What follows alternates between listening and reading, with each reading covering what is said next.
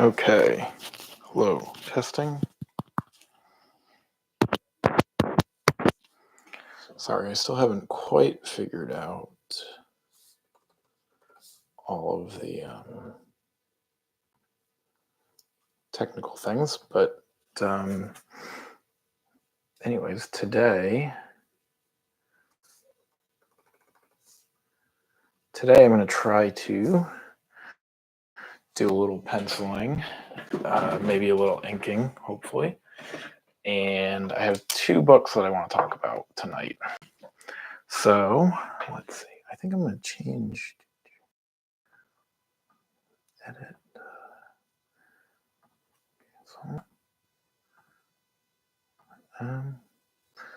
I hope that my audio is working. Hello. Okay, I mean, it looks like it says. Yeah. So anyways, we'll see if, I think it is. Okay, we're going to do a little inking and a little penciling. So where's my pencil? I have two books I'm going to talk about tonight. Doctor Strange Fall Sunrise by Trad and Heather Moore, and the Ronin Rising, which was Ronin Book 2, which was published by Frank Miller Presents, which was now published by Abram Comics Arts, and art by Frank Miller, Philip Tan, Daniel Henriques. I'm pronouncing that right. Which, anyways, they finally collected into a hardcover, and I believe that they're doing a manga-sized edition, but I haven't seen that edition in the wild yet. Though I'm tempted to maybe see pick that up for the format experiment. But anyways, I am working on my wilderness book, which is still without a title. And I've gone back to a more demonic scheme for the villains of the piece, from the more forest monstery kind of things that they were. So, anyways, in theory, I think that that's going to make what my plans for the third act a little bit less weird. Or they're still going to be weird, but maybe less bizarre. I don't know.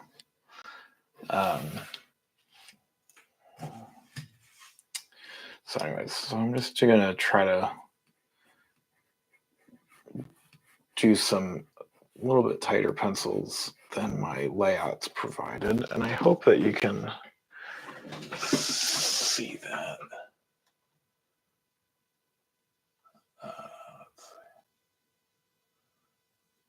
I think that's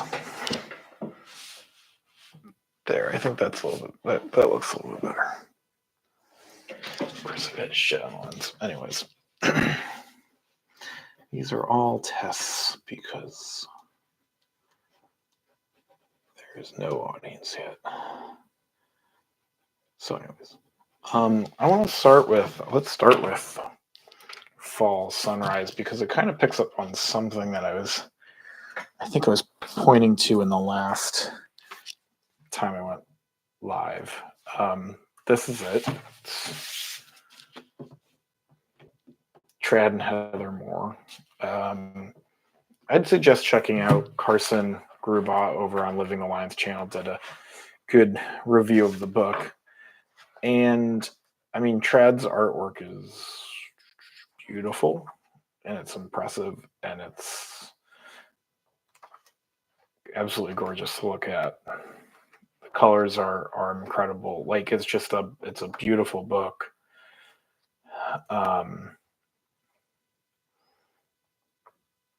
But again, I couldn't really make any sense of it. And the Doctor Strange of it all, while it gives the story, I guess, a reason to exist in some ways, spoilers, but whatever. The ending kind of voids the whole story. Like, there's no, it's the cliched, oh, it was all a dream kind of ending. And, when you get to that, it's sort of like, well, what was there's nothing really to be learned from it other than, the visual beauty of the book. And that's obviously not nothing. It's a comic. Pictures are a huge part of it, if not the part of it. But I don't know. It just seems like a kind of a... And I like that Trad did everything of it in it, and it's, other than colors, so I believe his wife colored it. And they're a great team up, but it just...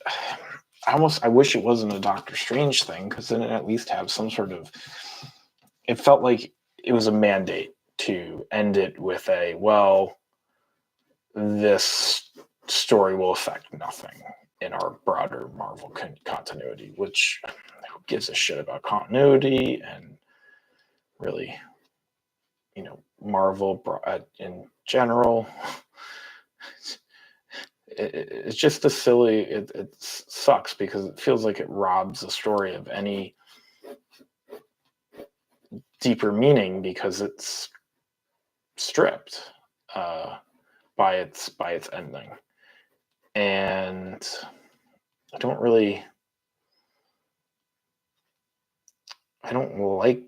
love that.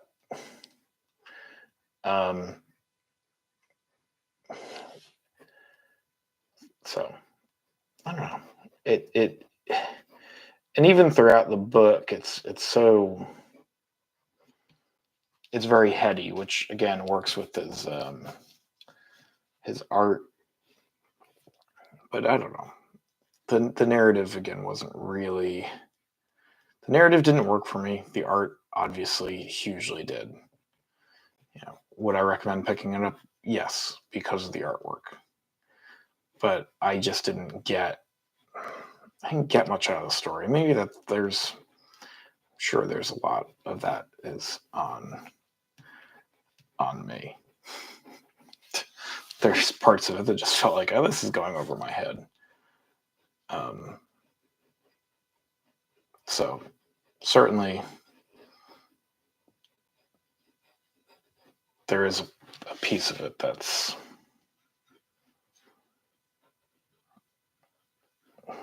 me not being... maybe not quite picking up everything he's putting down. Again, this is why I do recommend Carson's review. I think he does a much better job of diving into themes, and I'm just giving you my general impressions. So that said, still would recommend it because it is a beautiful book. So I am just deep in production of this book.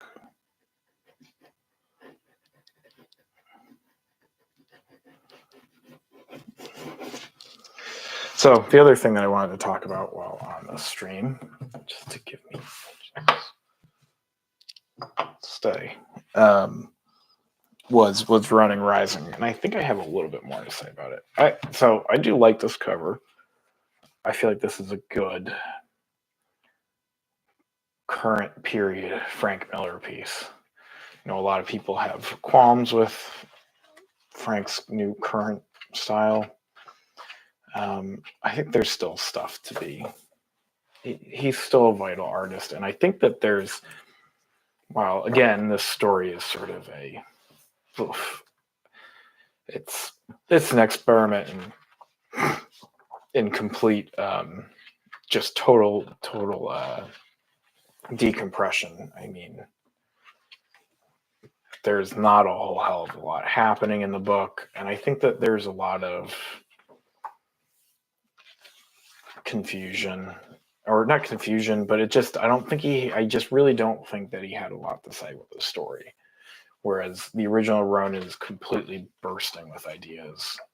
This one felt like it was lacking it. Again, you're seeing some of Frank Miller's pages, and then Philip Tan will do pages. I mean, this whole issue is Casey bouncing around in a ball for the most part. You know, but again, I think that there's a format experiment that's interesting that he's doing here. I just don't know that it entirely works. But I did like seeing Frank draw again. I think it's much improved to this from what he did towards the end of that 300 sequel. Although I don't know that I love Henriques is kind of in a miserable book. There are choices that he made that I think work, and then there are choices that I just wish, he just go solid black. Like don't half, go all the way. But what I thought was really interesting about this book in particular is you get to see all of Frank Miller's layouts for issues, I think 2 and 5. And in them, you can tell that, Frank can still draw the hell out of stuff. He can do it still. I think that's a good drawing. There's a lot in here, and I think that he just doesn't know. Like, this is a good page, and I just think he can't decide how he wants to ink himself right now. That's what it feels like to me, because there's not a lot. There's really not a lot more that needed to be done necessarily. He just needed to decide how he wanted to ink it and how he wanted to spot blacks, whatever. It's really like he's almost in that Dark Knight Strikes Again mode, and that would be great, in my opinion, or the Helen Backs in City mode. And I just think he didn't want to ink it. And that's a shame, because I do think that the book suffers from this is a good drawing. It's just not finished yet. And so the book definitely, to me, again, good drawings, suffers from not having a single voice and kind of flip-flopping between voices and not knowing exactly what it really wanted to be. And that's a shame. It didn't have to be as confused as I think it ended up turning out. But I did. It's more of an interesting failure, it's an interesting failure, and that's, I think, better to me than him, than what I thought like Dark Knight 3 was, which felt a little bit cash-in-y, far more than,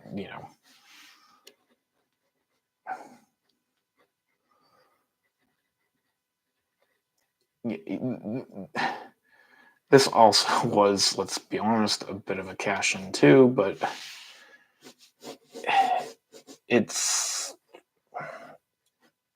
there's interesting things that he's trying. But yeah,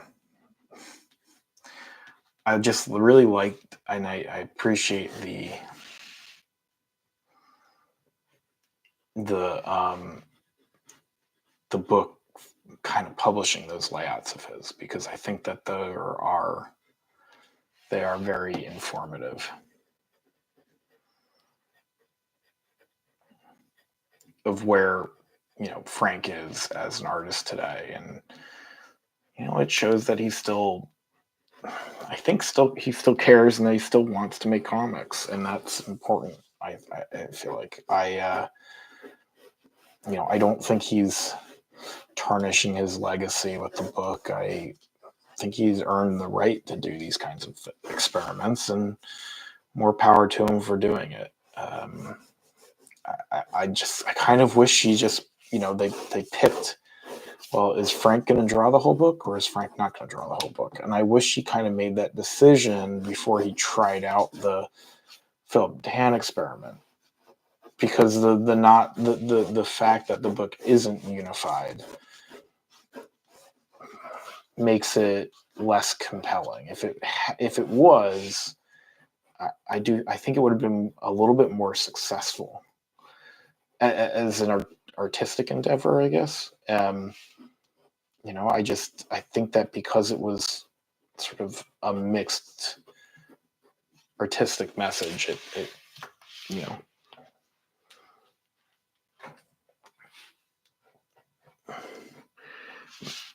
made it less interesting. So, anyways, those are two books that I've looked at recently. I'll let's highlight a couple of things I just recently got in the mail that I will be reading. Actually, I read this already, so I can talk about this a little bit. Let's see. I just got Maple Terrace, the collection of, I think I got the single issues of Maple Terrace, but from Uncivilized Books. Noah Van Sciver is, I think, great. He's a riot. He's very funny. He's one of the few guys who I think does actually funny, laugh out loud, haha comic books, and these are good. And so I'm looking forward to revisiting them. The other book that I got this, the Ginseng Roots box, all of the floppies of it, I guess is the way to put it. But they're the mini comics. They're kind of like getting it in this, if I can get the damn thing out of this box.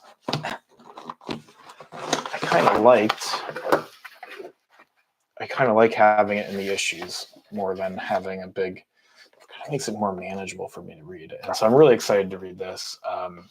Sean Robinson of Publisher of Living the Line suggested me to look at it for the two-tone work that he's doing, and so I am excited to check it out. I remember reading Craig Thompson's Blankets in college, and I thought that was at that time it was like the literary comic book in a way. It was like, obviously, people would treat Watchmen like it was, but I think that truly Blankets was really the one that people gravitated towards as like, as a literary comic book that was like, cool to read for non-nerds, I guess. When I was in college, it wasn't quite the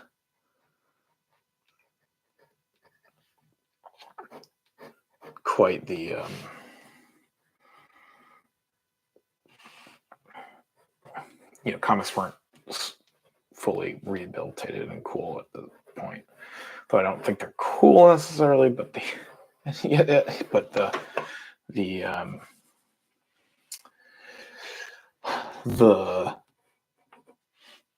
weren't,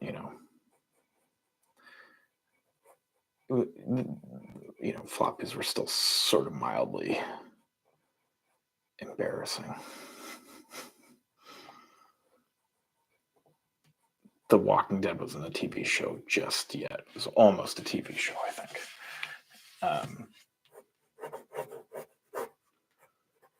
think I'm going to silhouette this panel. So, anyways, those are some books. I'm very excited to dive into Ginseng Roots. I would recommend Ink Pulp did a good interview with Craig Thompson recently, as of this recording recently, that I would recommend people check out. And I think he's a super important voice in comics. And yeah.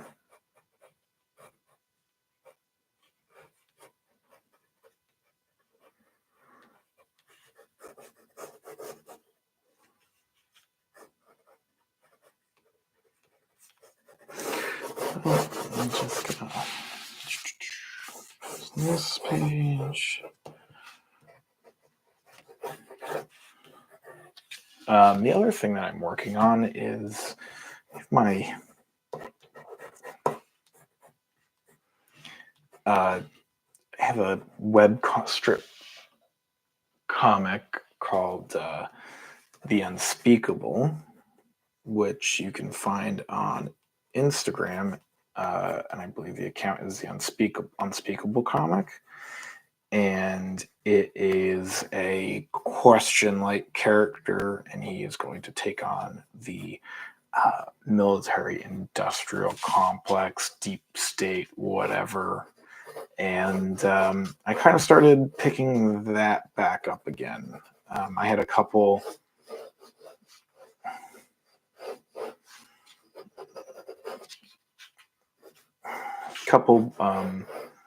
pages or strips drawn that I hadn't posted, so I finally scanned those in and posted those, and I am working on making some more. It was kind of a fun experiment, and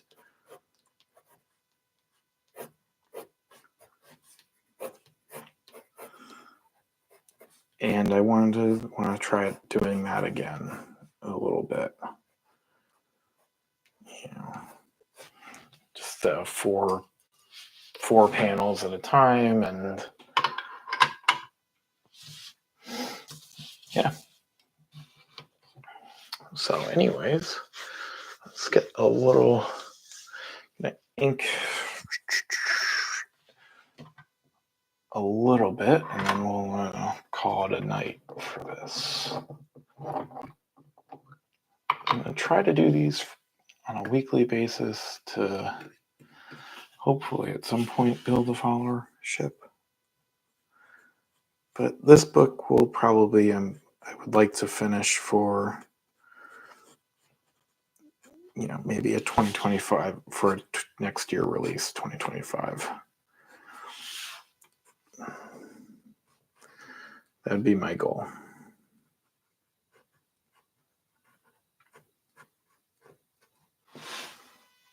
Now, on the last page, I forgot to include his rifle. I had to draw that back in. So I'll remember that off the bat this time.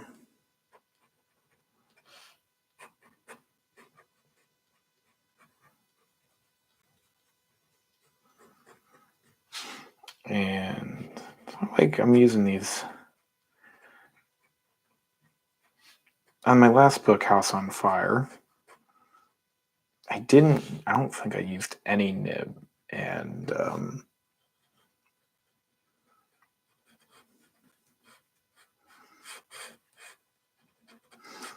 I decided, I think that for this book, I wanted to use it a little bit more. Well, more than zero.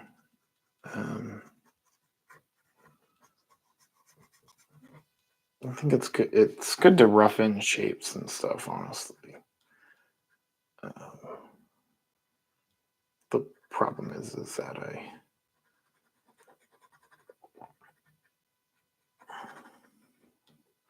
then tend to go over everything and with the brush, and then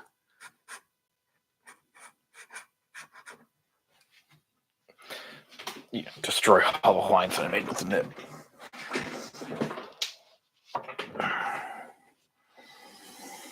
So I think this is like a lettering nib.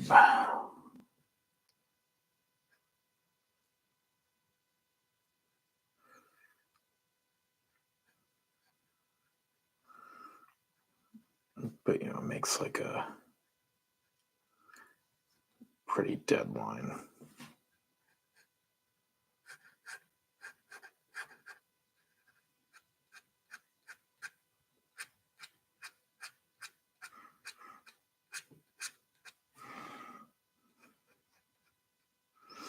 I also recently got the Extremity Artist Edition, which is Daniel Warren Johnson is just such a freaking beast. So that's been kind of crazy to read, so we'll look at.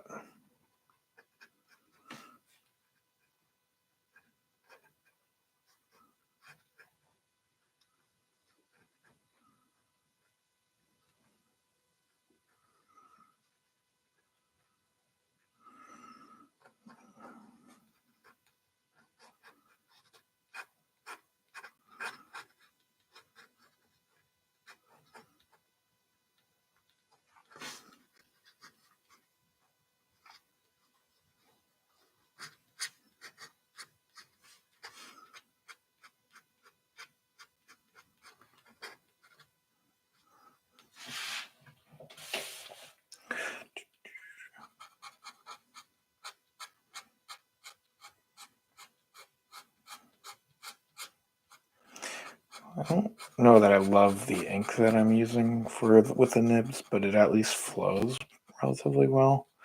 I have had a lot of a hard time getting a good ink for nibs.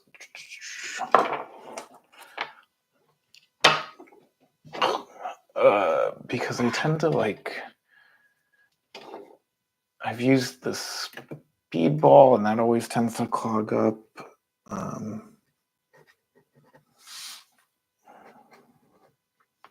me.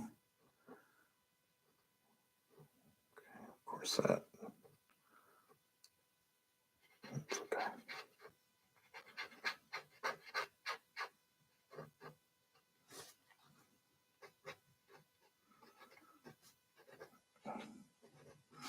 I don't know, my goal here is always with my books is to try to finish a damn thing, and then I don't know, perfect draftsmanship is just not what I can do at the moment, and I obviously would love to be a better draftsman, but I just don't really have the time or energy to do let's photograph the whole book and all of that. I don't know. I know it'd help measurably, but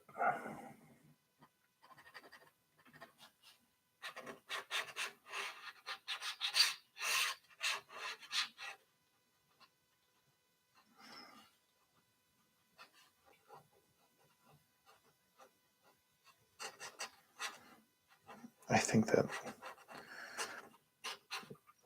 doing it my way is the only way I can do it. So, and really, the books are for me, and I hope other people like them. But there is, with the books that I'm making and want to make, it's all about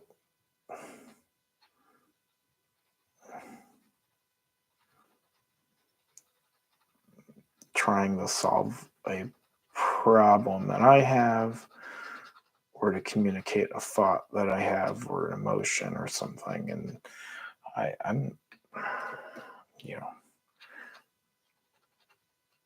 everything else is kind of secondary. I want to make something that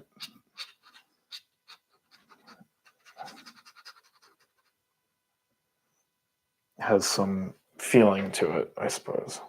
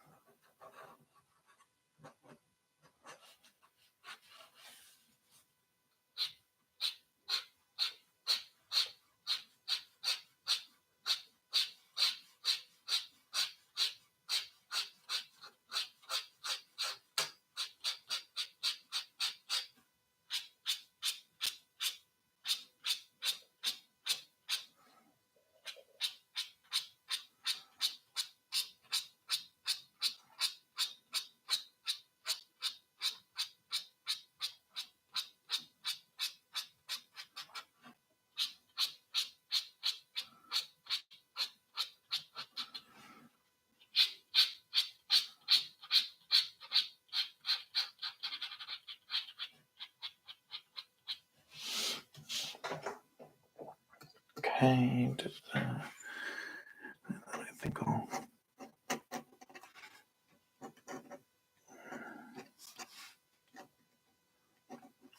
get some rough lines in here.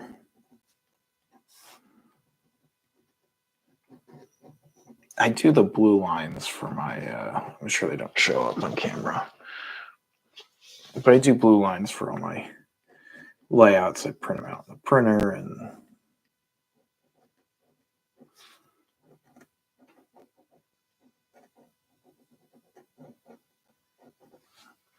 that's my, and so I do all the layouts in Procreate.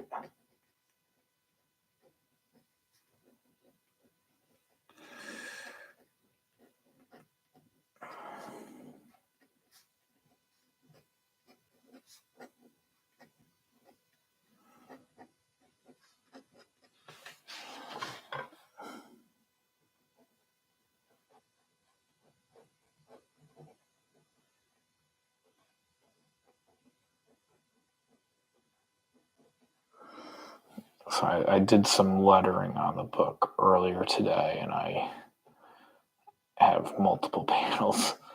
I'm like, I gotta redraw this because it's not fitting the correct tone anymore. But that's okay. I think my general process with my books is to not have a super, it's not like it's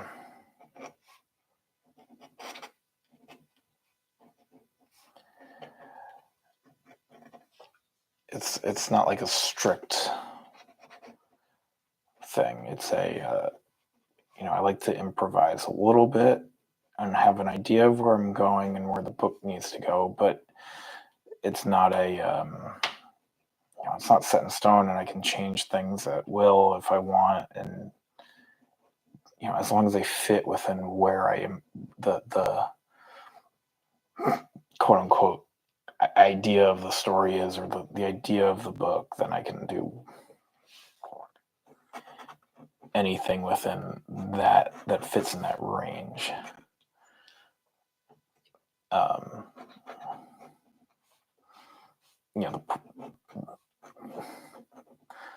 The hole I put myself in is I started inking pages without finishing laying out the book. But I think if I didn't start inking the pages, I wouldn't have been able to find some of the problems and changes that I wanted to make. So it's better for me to just draw the book and sort it out as I go. I think that the changes that I'm making are making the book stronger, simpler at least too. I mean, I was going down some variety of rabbit holes that were kind of taking away from the core idea of the book. And I think that where it's going now is better. So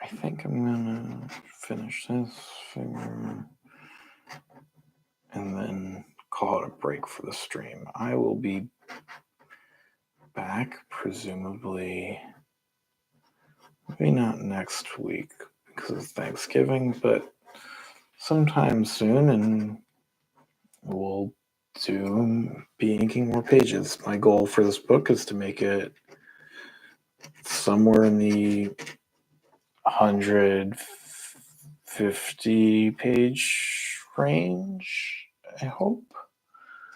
And I think this is page 32 of inks, so long ways to go. But what's crazy to me is that if, a couple of years ago, 1, 2, 3, oh shit. I don't know that, this is would be a huge amount of pages for me. And